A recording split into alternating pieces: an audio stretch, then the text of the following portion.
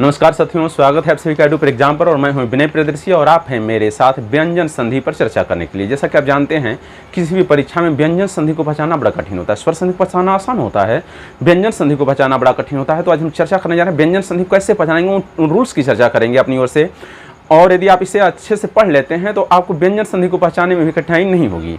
तो आप ये वीडियो को लास्ट तक देखिए और चैनल को लाइक और सब्सक्राइब और शेयर कर दीजिएगा, जिससे दूसरे बच्चे भी फायदा उठाएं। तो चलिए हम नजर डालते हैं व्यंजन संधि कैसे पहचानेंगे। मैं इधर उधर की बातें नहीं करूंगा, व्यंजन संधि क्या है उस पर ज़्यादा चर्चा नहीं करूंगा। व्यंजन संधि को पहचानने के नियम पर चर्चा करूंगा, क्योंकि परीक्षा में एक शब्द दे दिया जाएगा या कोई दो संधियों का तोड़ कर दिया रहता है और बोलता है इसमें कौन सी संधि है, या एक शब्द दिया जाएगा और उसमें कुछ अक्षर दिया जाएगा, उसमें छह जाएगा इसमें कौन सी संधि है। तो देखिए मैं वैसे बताऊंगा। देखिए व्यंजन संधि, प्रश्न उठता है व्यंजन संधि ट्रिक। व्यंजन संधि किसे कहते हैं? तो व्यंजन के साथ स्वर या व्यंजन के योग से जो परिवर्तन होता है उसे व्यंजन संधि कहते हैं। हमेशा जानिए, व्यंजन के साथ स्वर या व्यंजन के योग से जो परिवर्तन होता है उसे व्यंजन संधि कहते हैं। यानी व्यंजन के साथ स्वर का भी योग हो सकता है और व्यंजन का भी योग हो सकता है। तो उन दोनों ही परिस्थितियों में हमेशा व्यंजन संधि ही होगी। इतना क्लियर होना चाहिए आपको। यानी व्यंजन के साथ स्वर का योग या व्यंजन के साथ व्यंजन के योग से जो परिवर्तन होता है वहां पर व्यंजन संधि होती है। यानी व्यंजन, देखिए मैं उदाहरण देता हूं। जैसे मिलाइए, वाक प्लस ईस वागीस, सत प्लस जन सज्जन। देखिए व्यंजन की सबसे बड़ा पहचान है, यदि वर्ण में नीचे ऐसे हलंत लगा दिया जाए तो उसमें से स्वर गायब हो जाता है और ये 100% व्यंजन हो जाता है। तो मैंने बताया है यहाँ के शब्द, इन शब्दों को हमें ध्यान रखना है। यदि यहाँ पर व्यंजन वर्ण आए, तो यदि यहाँ स्वर हो या व्यंजन हो, कोई भी शब्द हो, यदि यहाँ पर व्यंजन है तो उस शब्द में व्यंजन संधि होगी। इतना क्लियर होना चाहिए आपको। देखिए वाक्य मतलब एक हलंत लगा है, ये व्यंजन है और यहाँ इस यानी क यानी व्यंजन और स्वर जुड़ रहे हैं तो वागिस बनाए। तो हमेशा जानिए कि व्यंजन के साथ स्वर के योग होने पर व्यंजन संधि होती है, व्यंजन के साथ व्यंजन के योग होने पर भी हमेशा व्यंजन संधि होती है। पर शर्त ये है कि यहाँ पर पहले व्यंजन संधि होनी चाहिए। यहाँ पर पहले में ध्यान नहीं देना है, यहाँ ध्यान देना है। यदि यहाँ पर व्यंजन संधि हो तो यहाँ या तो स्वर जुड़े या व्यंजन जुड़े, हमेशा व्यंजन संधि होगी। मैं समझता हूँ आपको क्लियर हो गया होगा। तो हमेशा जानिए कि जब भी व्यंजन के साथ व्यंजन का योग हो अथवा व्यंजन के साथ स्वर का भी योग हो तो ऐसी परिस्थिति में हमेशा व्यंजन संधि होती है और इन शब्दों को व्यंजन होना चाहिए। अब चलते हैं ट्रिक पे, कैसे हम पहचानेंगे। देखिए मान लीजिए ऐसे कोई दिया है, ऊपर एक बिंदी लगी हो, तो हमेशा जानिए बिंदी म में बदल जाती है तो उसमें हमेशा होती है व्यंजन संधि। देखिए क्या है, देखिए संक्षेप दिया है, तो जब भी ऐसे शब्दों में ऊपर बिंदी लगी हो तो वह बिंदी म में बदल जाती है और सारे शब्द सेम रहते हैं। तो ऐसे शब्दों में हमेशा व्यंजन संधि ही होती है। यदि हम व्यंजन संधि को तोड़ते हैं तो ऊपर की बिंदी म में बदल जाती है। यही ध्यान देना है, पहला ट्रिक है। यदि ऐसे ऊपर बिंदी दी हुई हो तो हमेशा जानिए कि उसमें व्यंजन संधि, इसे तोड़ने पर वह म में बदल जाती है, वह बदल जाती है म में, बिंदी की जगह यम हो जाता है। जिस और सेम शब्द वही रहते हैं। देखिए मिलाइए, संक्षेप है तो स बिंदी की जगह म हो जाता है प्लस छेप, मिलाइए सेम शब्द हैं। लास्ट वाले शब्द सेम रहते हैं, स भी सेम रहता है, बस अंतर है बिंदी की जगह म में बदल जाता है। संक्षेप है तो तोड़ते हैं तो हो जाता है सम प्लस छेप। तो जब भी ऐसे शब्द आए और बिंदी म में बदल जाती हो तो वहाँ हमेशा ध्यान देंगे कि वहाँ व्यंजन संधि होगी। दूसरा, मैंने इससे 3 उदाहरण लिया है, बड़ी इंपॉर्टेंट है तीनों, वेरी वेरी इंपॉर्टेंट। अब आपसे संधि का में पूछे कौन सी संधि है। देखिए इसे तोड़ते हैं, सम प्लस धी, तो जानिए बिंदी किसमें बदल जाती है? म में, और सेम शब्द वही धी धी रह जाता है, सही रह जाता है, बिंदी बदल जाती है म में। मैंने बताया जिसमें बिंदी म में बदल जाती हो तोड़ने पर तो वहाँ सन विच्छेद करने पर तो उसमें होती है व्यंजन संधि। देखिए संहिता, सम प्लस हिता, मैंने बताया बिंदी किसमें बदलती है? म में। देखिए हिता सेम शब्द रह जाता है, मैंने बताया है लास्ट का शब्द सेम रहता है, ये भी शब्द सेम रहता है, बस बिंदी की जगह म हो जाता है। यानी संहिता का क्या हो गया? सम प्लस हिता। तो अब तो क्लियर हो गया होगा कि जिसमें ऊपर बिंदी दी गई हो और विच्छेद करने पर बिंदी म में बदल जाती है और सारे शब्द सेम रहते हों वहां पर व्यंजन संधि होती है। पहला ट्रिक है। अपने दूसरे ट्रिक पर डालते हैं। शब्द में आधा न, द व्यंजन का द, आधा च, आधा ल या आधा ज आए और विच्छेद करने पर त में बदल जाते हैं तो हमेशा जानिए उसमें व्यंजन संधि होती है। यदि शब्द में आधा न, द, आधा च, आधा ल या आधा जाए तो यदि वह विच्छेद करने पर त में बदल जाते हैं तो वहाँ व्यंजन संधि होती है। कभी कभी इधर का हिस्सा दे दिया, विच्छेद देता है और पूछता है इसमें कौन सी संधि है, तो पहचानना आसान हो जाता है। हमेशा जानेंगे यदि इधर व्यंजन है तो इधर व्यंजन जुड़े या स्वर जुड़े व्यंजन संधि हो जाती है। पर देखिए ऐसे शब्द आ जाए, उन्नति दिया है तो हमेशा ध्यान देंगे कि इसमें सेम वर्ड से पहले का वर्ण आधा होगा। और दूसरी बात, यह आधा वर्ण ही त में चेंज होता है और सारे शब्द सेम रहते। देखिए नति, जैसे इसमें मिले नति सेम है, देखिए लास्ट का शब्द सेम है, शुरू का शब्द सेम है, बस यह जो न है यह त में बदल जाता है। तो उन्नति का संधि विच्छेद करते हैं तो यह होता है उत प्लस नति। तो मेरे नति नहीं बदलता है, लास्ट का वर्ण उस शुरू का नहीं बदलता है, बस न त में बदल जाए तो समझिए वहां पर व्यंजन संधि है। जैसे दूसरा लेते हैं, इसमें मिलाइए, मैंने बताया है द भी त में बदलता है तो लास्ट का वर्ण सेम रहता है, यानी भ मिला लिए सेम है, उ भी सेम है, बस द बदल जाता है त में। तो जब भी ऐसे अनुवाद आए जिसमें न त में बदल जाए, विच्छेद आए, द त में बदल जाए ऐसे शब्द आए तो समझिए वहां पर व्यंजन संधि होती है। जैसे मिले उच्चारण में, ये चारण सेम है, मैंने बताया है लास्ट का शब्द सेम होते हैं, बस आधा जो वर्ण होता है इनमें से, आधा न, आधा द, आधा च, ल और ज में से, तो वही बस त में बदलता है। तो मिले इसमें लेख सेम है, बस यह ल बदल जाता है त में, ल किस में बदल जाता है, त में।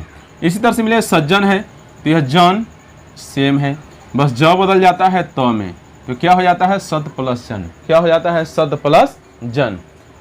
क्लियर हो गया नहीं हो गया? यानी जब भी ऐसे सवाल आए तो हमेशा ध्यान देंगे यहाँ का वर्ण यहाँ का वर्ण दोनों सेम हो, यदि ये वर्ण दिए हों तो, और वो तोड़ने पर ये त में बदल जाए और लास्ट के वर्ण सेम रहें, वो न बदलें, तो हमेशा जानेंगे वहाँ व्यंजन संधि होगी। ये ट्रिक दो है, बड़ा इंपोर्टेंट है, जानिए। जो ज़्यादा इंपोर्टेंट है उसमें 3-3, 4 उदाहरण दे रहा हूँ, और जो कम इंपोर्टेंट है उसमें 1-2 उदाहरण से भी काम चला लेंगे हम लोग, तो ये ज़्यादा इंपोर्टेंट है, ऐसा पेपर में पूछता है। अब देखिए ट्रिक 3 क्या है, जब आधा ग या पूरा ग रहे शब्द में और यह बदल जाए क में बदल जाए, व्यंजन क में बदल जाए, तो हमेशा ध्यान देंगे कि उसमें व्यंजन संधि होगी। जैसे मिले दिग्गज, लास्ट के वर्ण नहीं बदलेंगे, मिले ये गज, गज सेम है, बस ग बदल जाता है क में, और दी भी सेम रहता नहीं रहता है, दिक प्लस गज, दिग्गज। जैसे मिले दिगंबर, तो लास्ट का वर्ड अंबर नहीं बदलता है, बस ग बदल जाता है क में, दिक प्लस अंबर। इस तरह से मिले वागिश में बताया है, आधा ग हो या पूरा ग हो क में बदल जाए, वागिश में क्या होता है, यह लास्ट का वर्ड यही बदलता है क में, वाक प्लस इस हो जाता है। इस तरह से वाक जाल, तो वा सेम है, ग बदल जाता है क में, लास्ट में जाल सेम रह जाता है। तो जब भी ऐसे बनाएं जिसमें ग या ग क में बदल जाता हो तो हमेशा जानेंगे उसमें व्यंजन संधि होती है। इसमें थोड़ा प्रैक्टिस आपको ज़्यादा करना पड़ेगा, बस हो जाएगा। क्लियर? मैं ट्रिक बता रहा हूँ, उसको ध्यान देंगे थोड़ा। अब चलते हैं अन्य इम्पोर्टेंट ट्रिक पर।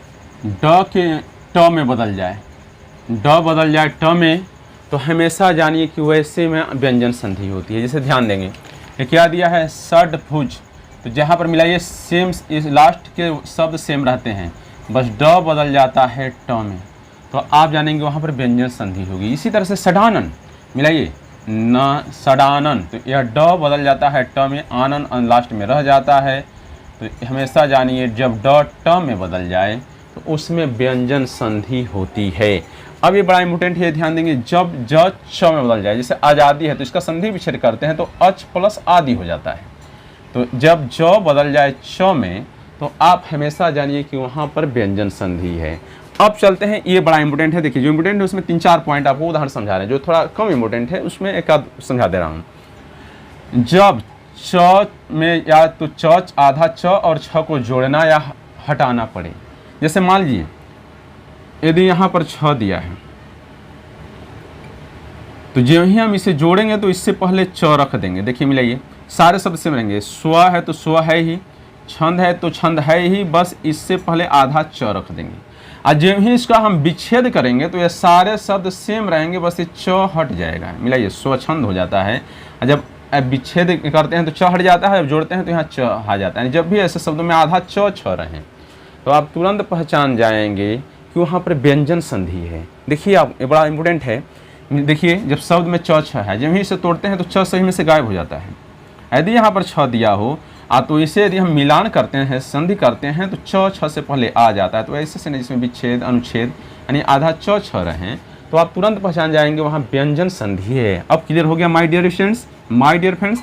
तो यह ध्यान देंगे स्व प्लस छंद तो स्वछंद मिलेगा, इससे पहले च जोड़ रहे हैं। अनुच्छेद तो अनु प्लस छेद, इससे पहले आधा च जोड़ रहे हैं। विच्छेद तो इससे पहले भी आधा छ जोड़ रहे हैं। जब ही इसका हम तोड़ेंगे विच्छेद करेंगे तो देखिए छ रह जाएगा, छेद रह जाएगा, बी भी रह जाएगा, च लुप्त हो जाएगा, यहाँ भी छेद रह जाएगा, अनु रह जाएगा, मिलाइए च लुप्त हो जाएगा। तो जब भी ऐसे शब्द आए जिसमें या तो आधा च को विग्रह करने पर आधा च हट जाए, हाँ ये ध्यान देंगे, संधि को विच्छेद करने पर आधा च हट जाए, संधि करने पर आधा च छ से पहले आ जाए, तो ऐसे सेंटेंसों में हमेशा व्यंजन संधि होती है। इतना हमेशा ध्यान देंगे। क्लियर हो गया। अब चलते हैं अन्य टिक पे डालते हैं। यदि शब्द में ये आधा स और क आए या यह आधा स और क आए, षटकोण वाला आधा स और उसके बाद क, या सरौते वाला आधा स और उसके बाद क आए, तो संधि विच्छेद करने पर ये दोनों स हट जाते हैं, तो समझिए वहाँ पे व्यंजन संधि होती है।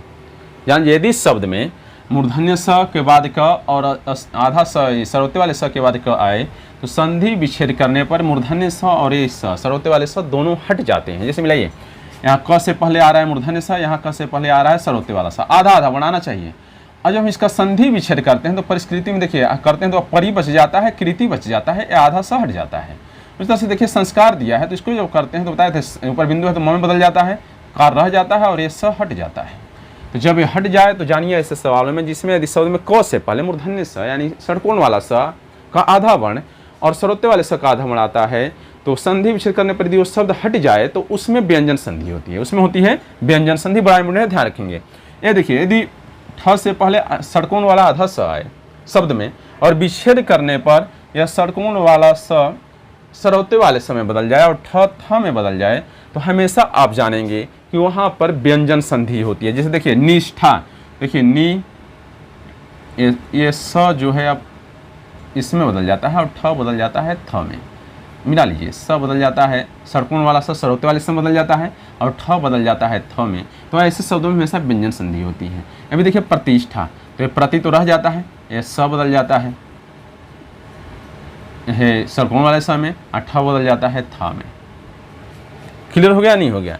यानी जब शब्द में षटकोण वाला आधा स और उसके बाद ठ आए तो संधि विच्छेद करने पर षटकोण वाला स सरौते वाले स में और ठ थ में बदल जाए, तो उसमें हमेशा व्यंजन संधि होती है। इतना आप ध्यान देंगे। क्लियर। अब देखिए यदि मूर्धन्य स दिया है और ये यानी षटकोण वाला स सरौते वाले स में बदल जाता है, यह पूरा बदलता है, यहाँ ठ से पहले था, ध्यान देंगे यहाँ षटकोण वाला स हमेशा जब भी ठ से पहले रहता है, यहाँ पर जो नहीं थ से पहले हो या किसी वर्ण से पहले हो।